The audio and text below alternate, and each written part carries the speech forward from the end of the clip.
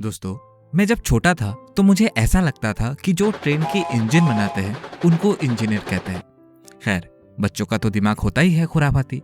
वो तो कॉलेज के फर्स्ट ईयर में आके पता चला कि इंजीनियर तो सॉफ्टवेयर बनाने वाले को भी कहते हैं और साइंटिस्ट को भी, जो हमारे डे टू डे लाइफ को इजी बनाते हैं, उनको भी एक तरीके का इंजीनियर ही कहा जाता है।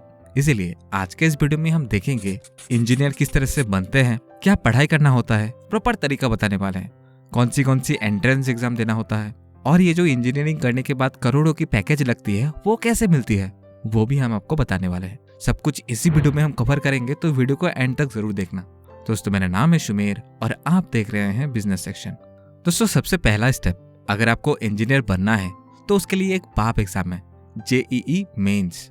उसके बाद JEE एडवांस। उसके बाद सिलेक्शन होता है तो बीटेक की डिग्री लेना होता है, और JEE देकर सिलेक्शन होकर जो आपको कॉलेज मिलती है वो बहुत ही अच्छा होता है और बहुत बड़ी बड़ी कॉलेज में आपको एडमिशन मिलता है। उसके अलावा भी बहुत सारे एंट्रेंस एग्जाम हैं, वो हम आगे डिस्कस करेंगे। अब आपके मन में सवाल ये होगा, बड़ी कॉलेजेस से क्यों अच्छा होता है, बाकी क्यों नहीं, बाकी उसे प्लेसमेंट क्यों नहीं मिलती? तो इसके पीछे रीजन ये होता है, पहले तो उन कॉलेजेस की इंफ्रास्ट्रक्चर बहुत ही अच्छा होता है, स्टूडेंट्स के ऊपर बहुत ज्यादा खर्च करते हैं। दूसरा, ये कॉलेजेस स्टूडेंट्स को बेस्ट प्लेसमेंट अपॉर्चुनिटी प्रोवाइड करवाते हैं। उसके अलावा बड़ी बड़ी कॉलेजेस से पढ़ने से कंपनीज को पता रहता है उन कॉलेजेस में स्टूडेंट्स को तो आसानी से एडमिशन नहीं मिलता है, इसलिए जो भी बच्चे उन कॉलेजेस में पढ़ते हैं वो बहुत ही हार्ड वर्किंग और ब्रिलियंट होंगे, और वहाँ की फैकल्टीज भी अच्छी होती है, जो लोग उन्हें मार्केट में क्या डिमांड है उसी तरह स्टूडेंट्स को तैयार करवाते हैं। और जब बेस्ट स्टूडेंट्स बेस्ट फैकल्टी से पढ़ेंगे तो जाहिर सी बात है एंड प्रोडक्ट तो अच्छा ही होगा, इसलिए उन कॉलेजेस की स्टूडेंट्स की प्लेसमेंट हाथों हाथ हो जाती है।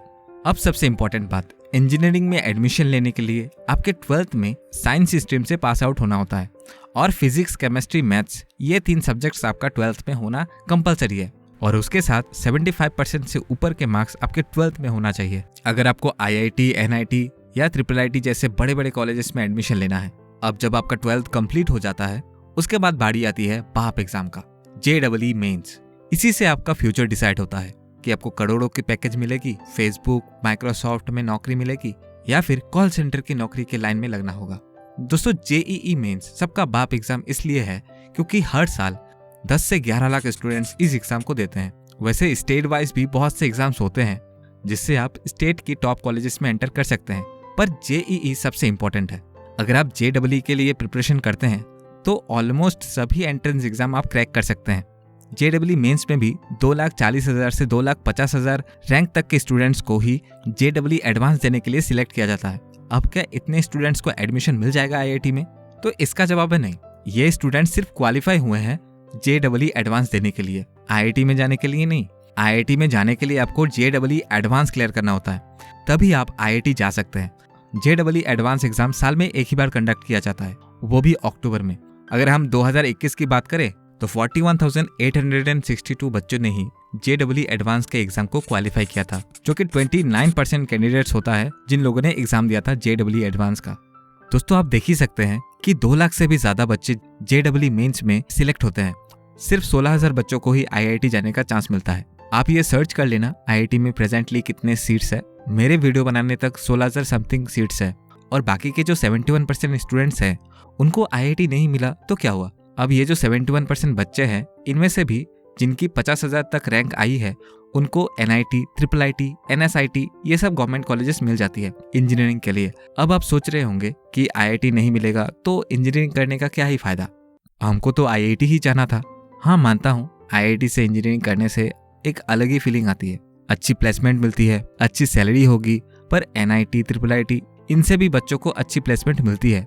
एक बात मैं यहाँ पर बताना चाहूंगा कि सिर्फ अच्छी जगह में चांस मिलने का मतलब ये नहीं कि आपको सक्सेस मिल ही जाएगा। आपके अंदर वो टैलेंट होना चाहिए, वो सारे स्किल होना चाहिए जो एक इंजीनियर में होना जरूरी है।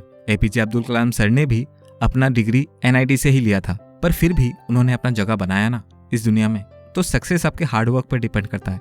अब फीस देख लेते हैं। JEE एंट्रेंस एग्जाम के फीस ज्यादा नहीं होता है, 650 रुपए लगते हैं अनरिजर्व और OBC कैटेगरी के लिए, और फीमेल कैंडिडेट्स के लिए 325 रुपए लगते हैं, और SC ST PWD इन कैटेगरी के लिए भी 325 रुपए ही लगते हैं। अगर हम IIT, NIT या IIIT की बात करें, उनकी फीस तो 4 साल में 10 से 15 लाख जाती है, वो भी हॉस्टल मिलाकर। अब ये सुनकर आप डर मत जाना, क्योंकि लोन इजीली मिल जाता है, उसके लिए कोई टेंशन नहीं है। और स्कॉलरशिप भी मिलती है। दोस्तों अब सैलरी की बात कर लेते हैं। एग्जाम्पल के तौर पर IIT कानपुर की बात करें तो 2021 की कैंपस प्लेसमेंट में हाईएस्ट पैकेज था 1,20,00,000 1.2 CR पर एनम और एवरेज 10 LPA की सैलरी सबको मिली ही थी। और अगर NIT की प्लेसमेंट की बात करें तो एग्जाम्पल के तौर पर हम NIT शिलचर को लेते हैं। उतना फेमस नहीं है, फिर भी उनका हाईएस्ट पैकेज 2021 में था 48 लाख पर एनम और एवरेज 8 लाख सभी को सैलरी मिला ही था। मतलब कि अगर आप IIT, NIT, IIIT या फिर टॉप के 100 कॉलेजेस में भी एंटर नहीं कर पाए तो सच बताऊं बीटेक करके फायदा नहीं है। कॉल सेंटर वाले भी जॉब देने के लिए सोचते हैं। मेरे शब्द आपको कठोर लग सकते हैं पर रियलिटी यही है। दोस्तों आई होप इस वीडियो से आपको कुछ जानकारी मिला होगा। वीडियो अच्छी लगी हो तो अपने दोस्तों के साथ शेयर करें। वीडियो को लाइक और चैनल को सब्सक्राइब करके आप हमें रिवॉर्ड दे सकते हैं। धन्यवाद।